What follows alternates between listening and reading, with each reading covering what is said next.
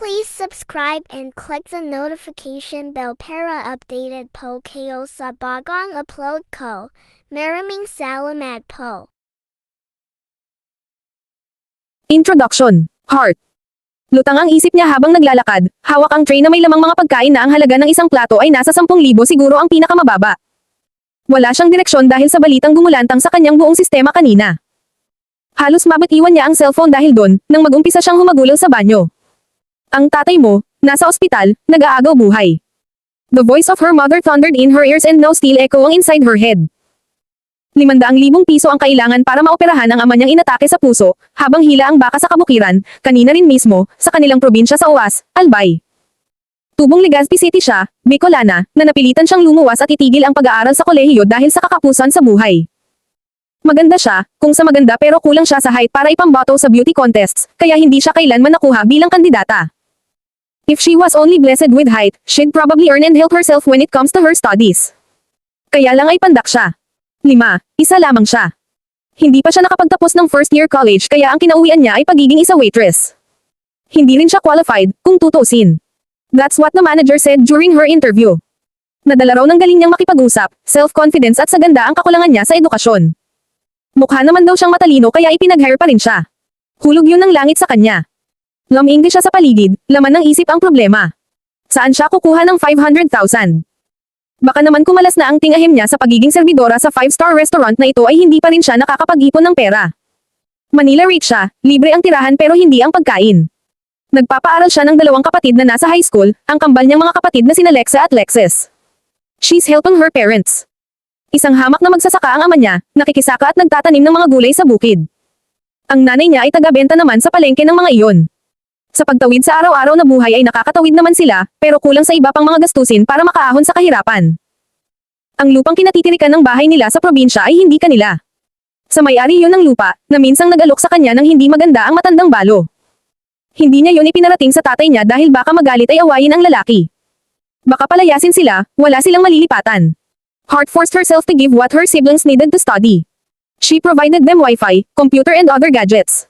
Salary deduction iyon at binabayaran pa rin niya hanggang ngayon. Kung may ipon man siya, kakarampot iyon at wala pa sa 50,000. Paano yun makakapagpa-opera sa ama niyang mamamatay na? Ang sabi ng tatay niya ay huwag na raw pa-operahan dahil magagastusan lang siya. Hayaan na raw iyon. Kung hanggang doon na lang daw ang buhay ay tanggapin na. Hindi niya kaya na ganun lang. Napakasakit bilang anak na wala siyang magawa para sa mga magulang na nangailangan. Napakahirap na maging mahirap. Mabuti pa ang mga tao sa restaurant na pinagtatrabahuhan niya, mga walang pinuproblema, nakakapaggastos ng halos 30,000 sa isang kainan, para sa 2 tao lang. Sana, ibinibigay na lang niya yon sa mga taong nangangailangan. Halos mapahikbi si Hart sa mga salitang yun na naalala niya. Pinigil niya ang sarili. She looked for VVIP table 09. Alam naman niya na kapag VVIP ang pagsisilbihan, kailangan ay mas maingat pa siya sa maingat. Mas higit pa sa VIP ang VIP. VVIP are considered billionaires. Doon siya naka-assign dahil sa karisma niya at ganda. Ang suot niyang uniformeng itim na halos tumakip lang sa puwet niya ay bagay na bagay sa kanya. Kitang-kita ang magandang halma ng kanyang katawan. Frankly speaking, Macho Cafe and Restaurant is generally visited by men. May mga babae rin doon pero karamihan ay lalaki, dahil lahat ng empleyado roon ay babae, puwera lamang sa mga bagador at sa mga chefs. Iyon talaga ang konsepto ng restaurant na yon, ang mangakit ng mga lalaking mayayaman dahil magaganda ang mga waitress at mga sexy. At talagang dinarayo sila. Nakita ni Hart ang table na hinahanap niya nang tumingin siya sa gawing kaliwa. Nagtama ang mga mata nila ng lalaking naroon. 2 ang kumakain, 2 lalaki. Matiim ang titig sa kanya ng lalaki pero sanay na siya sa ganong titig. Ang pagkakaiba lang, sa lahat siguro ng gwapong pumapasok doon, ito lang ang may kakaibang karisma. Inialis niya ang mga mata sa lalaki at nagpatuloy sa paglalakad papalapit sa mesang yun. She smiled, like usual. Bawal doon ang nakasimangot sa customer. Kulang na nga lang ay turuan silang commandant sa lalaki. Sinulyapan niya ang isang lalaking nasa kabilang side ng mesa. Nakatitig din iyon sa kanya pero tuloy na siya sa paglapag ng pagkain. Hart. The man on her right said.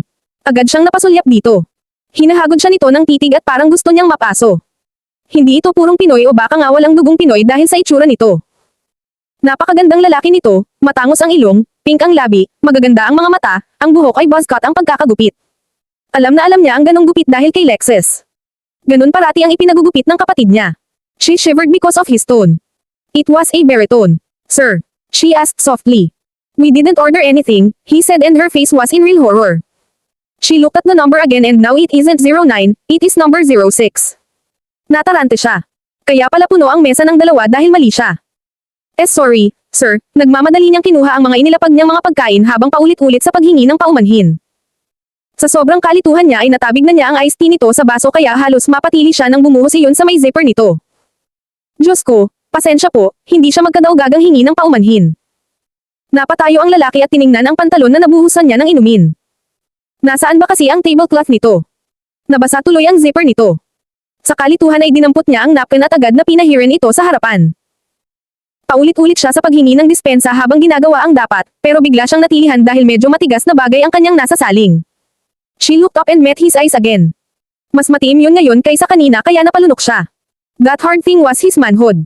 Diyos ko.